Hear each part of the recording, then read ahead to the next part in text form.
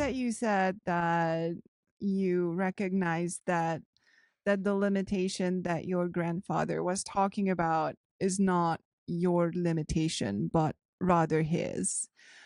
Because I think that is a very important distinction that is very hard to it is very hard to make, because just thinking back on my experience, and not just early childhood but high school and going to college, I do remember this feeling of anger, and sometimes I still switch over to fight mode, just because in the environment where I grew up, because I was not the firstborn son, I was the firstborn girl. So my dad never take me out to the workshop to fix up any of the big machineries, even though I would have loved to.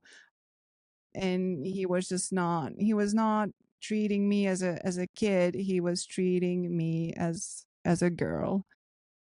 And so in the back of my mind, I just felt, like how I was not good enough, or I wasn't as good as if I was a boy. And it's not something that I was told. How I handled certain situations, I think I sometimes had this fight mode in me, that if there were men in the room, I had to be better than every single one of them. Whenever someone gets the realization that the limitation that they were told, it's not theirs, but the person's who's telling them, I think that is life changing, because I needed quite some time to digest everything from my childhood, and how it affected me and how it affected my behavior, and how I treat and work and collaborate with others. And I think that just knowing this realization is there, I think it's very important.